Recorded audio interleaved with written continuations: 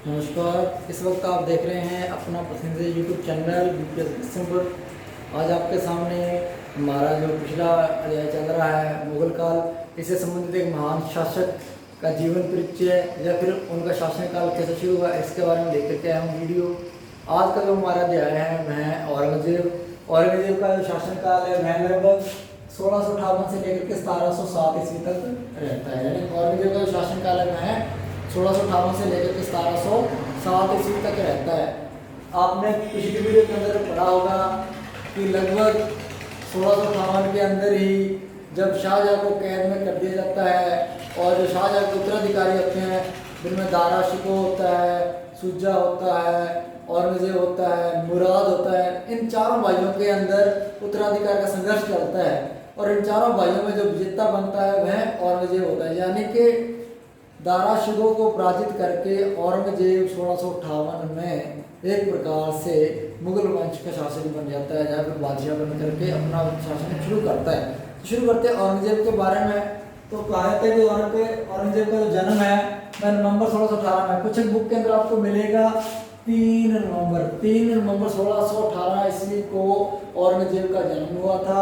कहाँ हुआ पर था? तो दोहद नामक स्थान पर हुआ था, यानी कि जो उज्जैन के पास है। तो लगभग 3 नवंबर 1658 ईस्वी को औरंगजेब का जन्म हुआ था उज्जैन के पास दोहद के अंदर। इनके जो पिता थे वह शाहजहाँ के नाम मैंने पूर्व में सुना ही है। इसके बाद इनकी माता थी वह मुमताज महल को अर्जुमंद बानो बेगम, यानी कि अर्जुमंद बानो बेगम को ही उपाधि दी गई थी मुमताज महल की। यानी कि शाहजहाँ और मुमताज महल की जो पुत्र हुआ उसका नाम यानी कि रखा गया औरंगजेब रखा गया। उसके बाद में आपको मैंने अभी बताया ही है कि उत्तराधिकार का जो संघर्ष हुआ जुलाई 1658 में, तो उसके अंदर यानी कि राजा बन जाता है या बादशाह बन करके अपना शासन शुरू कर लेता है। लेकिन इसका जो वास्तविक सही राज्याभिषेक है वह जून 1659 को होता है। यानी कि औरंगजेब अपने भाइयों की हत्या करके या फिर दारा शिकोह यानी कि वो पराजित करके शासक बन जाता है टाइम पास के लिए, टेम्परेरी बन जाता है 1658 में। लेकिन इसके एक वर्ष बाद यानी कि 1659 ईस्वी में वह विधिवत रूप से अपना राज्याभिषेक करवाता है और शासक बन जाता है। आगे बात करते हैं उपाधि, यानी कि कौन कौन से इसने धारण की थी। तो औरंगजेब ने बहुत सारी उपाधि धारण की थी, उसमें एक बहुत बड़ी उपाधि लिखी है। तो उपाधि देखते क्या है, अब्दुल मुजफ्फर, यानी कि औरंगजेब की उपाधि है बहुत यानी बड़ी है। इसका नाम है अब्दुल मुजफ्फर, मुहिरुद्दीन मुजफ्फर औरंगजेब, बहादुर आलमगीर, पादशाह गाजी। ज्यादातर क्वेश्चन इसमें कैसे बन जाता है, ज्यादातर लंबा चौड़ा क्वेश्चन बनता है। इसमें आ जाता है औरंगजेब ने कौन सी उपाधि धारण की थी, या फिर आ जाता है क्वेश्चन आलमगीर किस बादशाह को कहा जाता है, तो औरंगजेब को कहा जाता है। पादशाह गाजी की उपाधि किस मुगल शासक ने धारण की, औरंगजेब ने धारण की। तो इस प्रकार से ये उपाधियां औरंगजेब ने धारण की थी। आगे इनके जो गुरु हैं वह पीर मोहम्मद हकीम है, यानी कि इनके जो गुरु थे जिनका इस पर बहुत ज्यादा प्रभाव था उनका नाम था पीर मोहम्मद हकीम। और इनकी जो पत्नी थी वह थी राबिया उद दुरानी। औरंगजेब की पत्नी का क्या नाम है, राबिया उद दुरानी, जिसे कि यानी कि दिलरस बानो बेगम भी कहते थे। आपको मैं बता दूं हम मुगल वंश के शासकों के बारे में पढ़ रहे हैं। अब तक हमने मुगल वंश के अंदर बाबर, हुमायूं, अकबर, जहांगीर, शाहजहाँ के बारे में पढ़ा है। इसके अंदर हमने यह भी देखा है कि उनकी काफ़ी ज़्यादा पत्नियां थी, यानी बहुपत्नियां थी। लेकिन औरंगजेब एक ऐसा शासक था जिसने एक पत्नी रखी, यानी कि बहुविवाह का इन्होंने समर्थन नहीं किया। एक इनकी पत्नी थी, उनका नाम था यानी कि दिलरस बानो बेगम के नाम से ये पुकारते और बहुत ज़्यादा स्नेह भी रखते थे। तो ये तो था इनका परिवार यानी कि प्रारंभिक परिचय या जीवन। अब देखते हैं 1658 या 1659 के अंदर बादशाह बनते ही औरंगजेब के सामने किस प्रकार की चुनौतियां आती है, या फिर कौन कौन से विद्रोह होते हैं और किस प्रकार से उन विद्रोहों का दमन औरंगजेब के द्वारा किया जाता है, इसके बारे में आगे देखते हैं। पहला यानी विद्रोह आता है जाट विद्रोह। तो औरंगजेब के खिलाफ यानी शासक बनते ही पहला जो विद्रोह होता है वो जाटों के द्वारा किया जाता है। जाटों के अंदर नेतृत्व वो करता है, जो नेता होता है वह गोकुल के नेतृत्व में जाट संगठित होकर के औरंगजेब के खिलाफ विद्रोह कर देते हैं। विद्रोह करने के कारण क्या है, औरंगजेब की धार्मिक नीति है, कट्टर नीति है। इसके बाद में इनके युद्ध होता है, वो तिब्बत का युद्ध कहलाता है। यानी कि जाटों और औरंगजेब के मध्य तिरुपति का युद्ध होता है, जिस युद्ध के अंदर औरंगजेब की निर्णायक जीत होती है और जाट पराजित होते हैं या फिर गोकुल पराजित हो जाता है। गोकुल के पराजित होने के बाद में लगभग 1686 ईस्वी के अंदर ही इनके बाद में शासक बनता है, जाटों का नेतृत्व करता है वह राजा राम। कौन है? लगभग 1686 ईस्वी में गोकुल की मृत्यु के बाद में राजा राम के द्वारा यानी कि इनका नेतृत्व किया जाता है, जाटों का नेतृत्व किया जाता है। कहा जाता है कि इसी ही राजा राम ने सिकंदरा के अंदर हमने पूरी वीडियो के अंदर पढ़ा भी अकबर का मकबरा था, तो उस अकबर के मकबरे को उखाड़ करके उसकी वहां से यानी कि हड्डियां निकाल करके उन्हें जलाया था राजा राम ने। तो राजा राम की इस हरकत से औरंगजेब बहुत ज्यादा खफा हुआ, औरंगजेब ने यानी कि राजा राम को मार दिया था, उसकी हत्या करवा दी थी। राजा राम के बाद में इसका यानी जो नेतृत्व था, यानी कि राजा राम के बाद में जो नेतृत्व था वह चूड़ामन के द्वारा किया गया।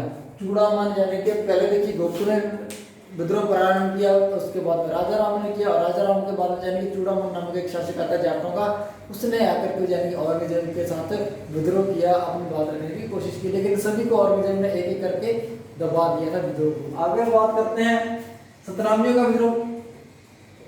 सतनामियों को मुंडी भी कहा जाता है क्योंकि ये यानी कि मुंडन करवा के रखते थे, इन्होंने भी विद्रोह किया था। अब इनका जो विद्रोह का केंद्र था वह था नारनौल और मेवात, यानी कि इन्होंने धार्मिक मुद्दे पर यानी कि औरंगजेब सतनामियों को धार्मिक मुद्दे पर काफी एक बार अपमानित कर चुका था।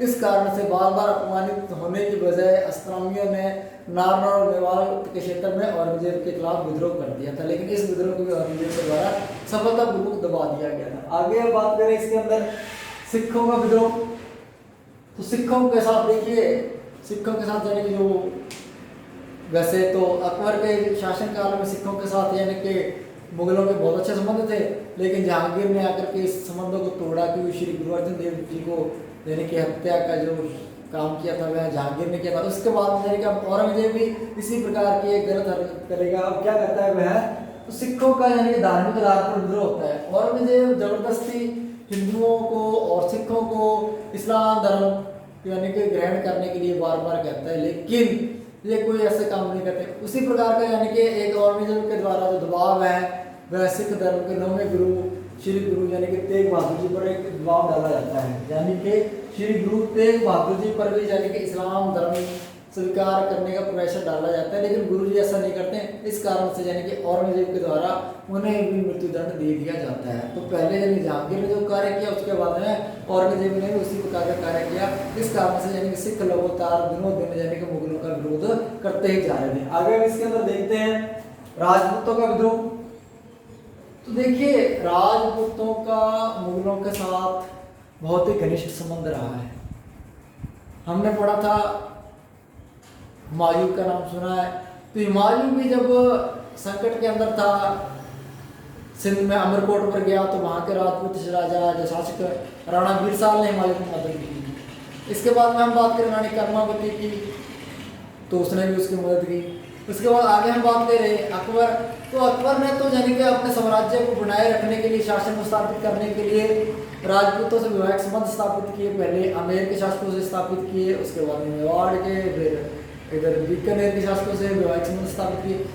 अकबर का तो ठीक काम चला, लेकिन अकबर के बाद में थोड़े थोड़े राजपूतों के संबंध भी यानी कि मुगलों से बिगड़ते रहे, और औरंगजेब के शासनकाल में आकर तो बिल्कुल ही यानी कि इनकी आपस में बनते नहीं थी, क्योंकि जब शाहजहां के बाद में उत्तराधिकार का युद्ध हुआ तो उसमें अलग अलग राजपूत शासकों ने यानी कि औरंगजेब का कम साथ दे करके दारा शिकोह का ज्यादा साथ दिए थे। इस कारण से औरंगजेब यानी कि राजपूतों पर धार्मिक दबाव बनाना चाहता था, और धार्मिक दबाव के कारण यानी कि या फिर हम कहें औरंगजेब की धार्मिक कट्टरता के कारण ही राजपूत औरंगजेब के खिलाफ हो गए थे, या फिर औरंगजेब के खिलाफ विद्रोह करने लगे।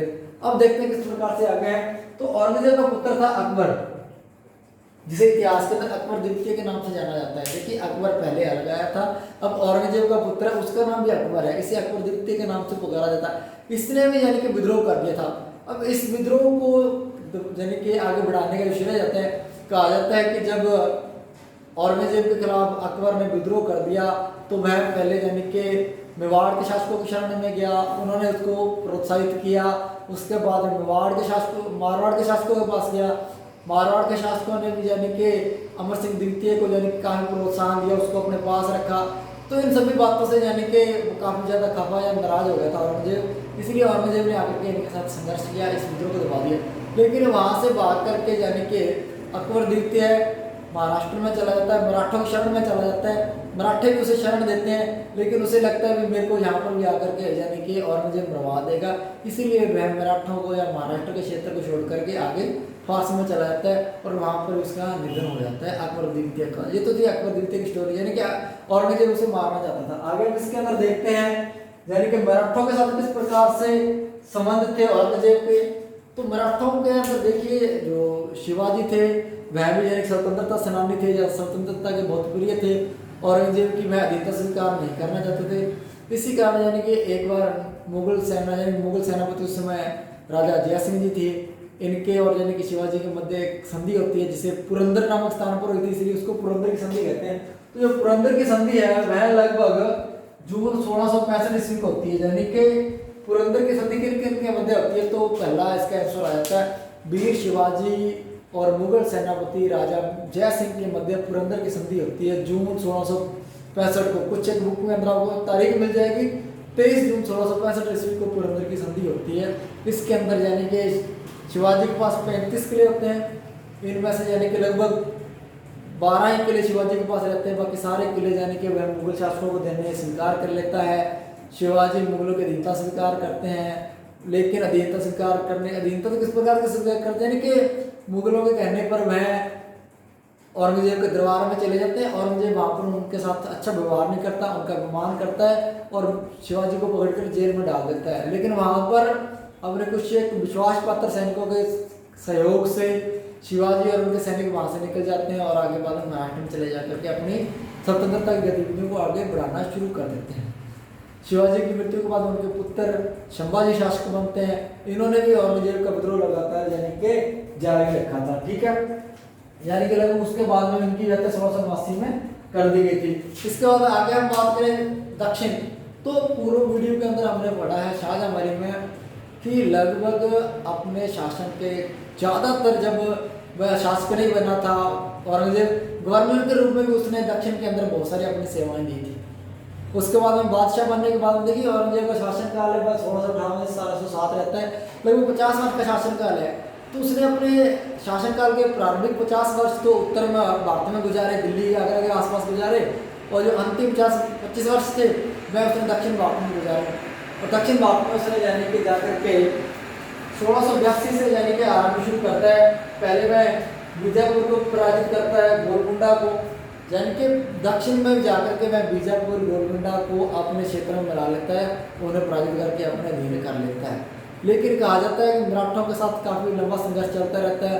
फिर भी यानी कि अकबर औरंगजेब वहाँ जाने के बाद बीमार हो जाता है और आखिर में यानी कि जैसे कि मैंने अभी बोला है शाहजहां के शासनकाल में औरंगजेब को काफ़ी लंबा एक्सपीरियंस था दक्षिण भारत के अंदर गतिविधियों को संचालित करने का। उस समय भी गवर्नर के रूप में किए, उसके बाद बादशाह बन गया। तो जीवन के अंतिम 25 वर्ष उसने दक्षिण भारत में गुजारे और कहा जाता है कि एक दिन दक्षिण भारत में रहते ही उसका यानी कि निधन हो गया। यानी कि इसमें लाइन आती है दक्षिण भारतीय औरंगजेब का कब्रिस्तान सिद्ध होता है, दक्षिण भारतीय औरंगजेब का कब्रिस्तान सिद्ध होता है। और अंत में आकर के यानी 1707 ईस्वी में औरंगजेब का निधन हो जाता है दौलताबाद के पास। दौलताबाद का नाम आपने सुना होगा, पूरी वीडियो के अंदर हमने देवगिरी की बात की होगी, मोहम्मद बिन तुगलक के वाले की। तो दौलताबाद के पास 1707 में यानी औरंगजेब का निधन हो जाता है। लेकिन निधन होने से पहले औरंगजेब की आखिरी इच्छा होती है कि जो मेरे को जहाँ पर दफनाया जाएगा तो वहाँ पर किसी प्रकार का मकबरा नहीं बनना चाहिए। और वहाँ पर एक संत थे, सूफी संत थे, उन्हीं के मजार के पास यानी कि दौलताबाद में औरंगजेब को दफना दिया जाता है। तो ये तो था आज का हमारा औरंगजेब के संबंध में वीडियो। अगर अच्छा लगा तो प्लीज़ लाइक कीजिए, कमेंट कीजिए, शेयर कीजिए, चैनल को जरूर सब्सक्राइब कीजिए। धन्यवाद।